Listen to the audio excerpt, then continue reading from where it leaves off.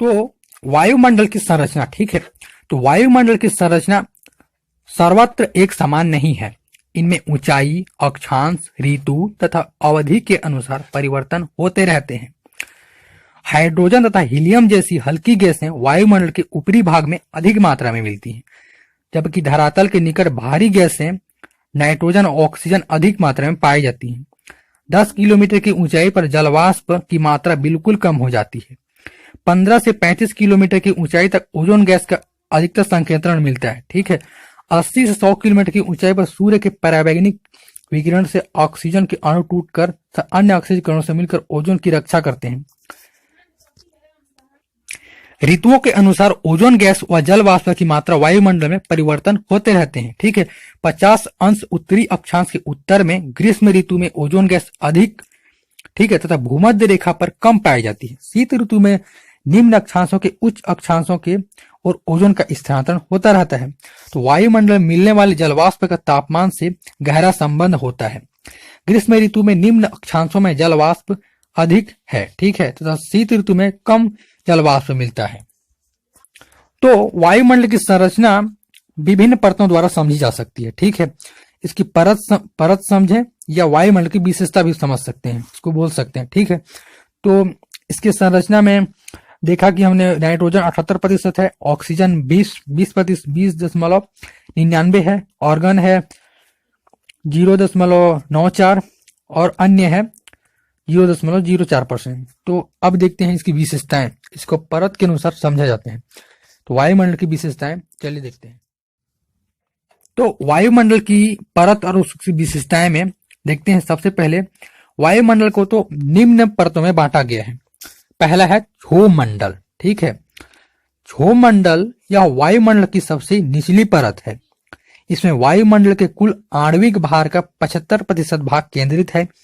धरातल से इस परत की औसत ऊंचाई लगभग 12 किलोमीटर मानी जाती है। भूमध्य रेखा पर यह परत 18 किलोमीटर तथा ध्रुवों पर 8 से 10 किलोमीटर की ऊंचाई तक रहता है। इस परत में सभी मौसमी घटनाएं घटित होती हैं। उदाहरण के लिए मान लिया जाए आंधी, मेघ, विद्युत चमक, वर्षा आदि सभी घटनाएं क्षोभ मंडल में होती हैं। इस मंडल में 165 मीटर की ऊंचाई पर 1 सेंटीग्रेड तापमान कम होता जाता है, ठीक है। अर्थात प्रति 1 किलोमीटर की ऊंचाई पर 6.5 सेंटीग्रेड तापमान की कमी देखने को मिलती है। इसके ऊपरी भाग में तेज हवाएं चलती हैं, जिसे जेट स्ट्रीम के नाम दिया गया है, जो ठीक क्षोभ मंडल के ऊपरी परत में चलती है।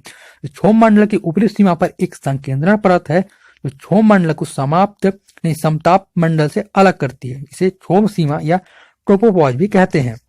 अब देखते हैं दूसरा समताप मंडल। तो समताप मंडल जो यह क्षोभ सीमा के ऊपर की ओर धरातल से 32 किलोमीटर की ऊंचाई तक पाई जाती है। इस परत में ताप की प्राप्ति तथा ताप विकृत करने की क्रिया समान गति से होती है, ठीक है। अतः यहाँ तापमान समान रहता है। यह मंडल जल वाष्प तथा धूल कणों से रहित होता है, ठीक है।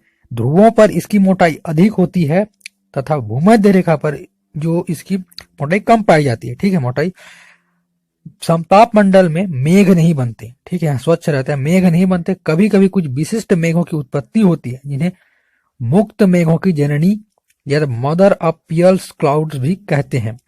धरातल से लगभग 30 किलोमीटर की ऊंचाई पर समताप मंडल की पेटी पाई जाती है। तो अब देखते हैं ओजोन मंडल। तो ओजोन मंडल स्ट्रोपोज के ऊपर से लगभग 30 किलोमीटर से 60 किलोमीटर के मध्य वायुमंडल में ऐसा स्तर पाया जाता है जिसमें ओजोन गैस की मात्रा अधिक रहती है। इसी के नाम से इसका नाम ओजोन मंडल पड़ा है। इस परत की सबसे बड़ी विशेषता यह है कि यह सूर्य से आने वाली पराबैंगनी किरणों का अवशोषण कर लेती है, ठीक है। यदि वायुमंडल में ओजोन परत स्थित न होता तो पराबैंगनी किरणों से पृथ्वी धरातल पर इतना अधिक तापमान पहुंचाता, ठीक है, भीषण गर्मी से वनस्पतियां नष्ट हो जाती और भीषण गर्मी से पृथ्वी पर जीवों का रहना भी दुष्कर हो जाता। धरातल से इस परत की ऊंचाई लगभग 30 से 60 किलोमीटर के मध्य मानी जाती है। इस परत में ऊंचाई के साथ में इसी दर में वृद्धि होती रहती है। धरातल पर जब कभी भयंकर विस्फोट होता है, ठीक है, तो वायुमंडल की ओजोन परत में ध्वनि तथा निवरता का वलय उत्पन्न होने लगता है। मतलब वहां भी सुनाई देता है, ठीक है, वो वलय उत्पन्न होते हैं। इनकी उत्पत्ति का मुख्य कारण ओजोन मंडल का ऊंचा तापमान बताया जाता है। इस उष्ण स्तर को कभी मेसोस्फीयर भी कहते हैं। जो ये ओजोन मंडल है, यह पृथ्वी की रक्षा के लिए बहुत ही महत्वपूर्ण है। जो ओजोन मंडल अब लगातार ह्रास हो रहा है। अब देखते हैं नेक्स्ट अगला जो मंडल है आयन मंडल। तो अब देखते हैं आयन मंडल। तो आयन मंडल ओजोन मंडल के ऊपर स्थित है। धरातल से लगभग 60 किलोमीटर की ऊंचाई पर आयन मंडल की शुरुआत होती है। कुछ वैज्ञानिकों ने इसकी ऊपरी सीमा 500 किलोमीटर तक बताई है तथा कुछ ने 1000 किलोमीटर तक भी बताई है। वायुमंडल की इस परत की निरंतर जानकारी प्राप्त की जा रही है कि इसकी वास्तविकता क्या है। तो वायु आयन मंडल में ओजोन परत के बाद तापमान कम होने लगता है। 80 किलोमीटर की ऊंचाई पर यह घटकर -38 सेंटीग्रेड रह जाता है, ठीक है। लेकिन इसके बाद ऊपर पर एक बार फिर तापमान ऊंचाई के साथ बढ़ने लगता है, ठीक है। 95 किलोमीटर की ऊंचाई पर आते आते 10 सेंटीग्रेड तक पहुंच जाता है, ठीक। इसके ऊपर तापमान लगातार बढ़ता जाता है। अनुमान ये भी है कि 250 किलोमीटर की ऊंचाई पर यहाँ तापमान 700 सेंटीग्रेड तक बढ़ जाता है। तो ठीक है दोस्तों, ये तो क्लियर हुआ आयन मंडल। अब देखते हैं बहिर्मंडल, जिसको आयतन मंडल भी कहते हैं। अब देखते हैं बहिर्मंडल या आयतन मंडल। तो धरातल से 500 से 1000 किलोमीटर के मध्य बहिर्मंडल पाया जाता है। कुछ विद्वानों ने इनकी अंतिम सीमा 1600 किलोमीटर तक मानते हैं। वायुमंडल की इस परत का विशेष अध्ययन लेमन स्पिट्जर वैज्ञानिक ने किया था। इनमें हीलियम तथा हाइड्रोजन गैसों की प्रधानता होती है। इस मंडल में यहाँ वायु विरल तथा गुरुत्व शक्ति अत्यधिक क्षीण हो जाती है, ठीक है। गुरुत्व शक्ति बहुत कम हो जाती है, मतलब यहाँ बहुत शून्य, मतलब यहाँ गुरुत्वाकर्षण शक्ति शून्य हो जाती है। इस परत में तापक्रम की अधिकता पाई जाती है। यहाँ इतना अधिक तापमान होता है कि पत्थर भी पिघल जाए आग से, ठीक है। वायुमंडल की बाह्य सीमा पर तापमान लगभग 5568 सेंटीग्रेड होता है, जो कि बहुत ही ज्यादा तापमान होता है, ठीक है। लेकिन यह तापमान धरातली तापमान से बहुत भिन्न होता है। धरातल के तापमान से बहुत भिन्न होता है और यह बहुत अधिक बाहर में तापमान होता है। तो ये तो हमने देखा जो वायुमंडल की परत या उसकी विशेषताएं मान सकते हैं, परत के बारे में हमने पढ़ा, ठीक है।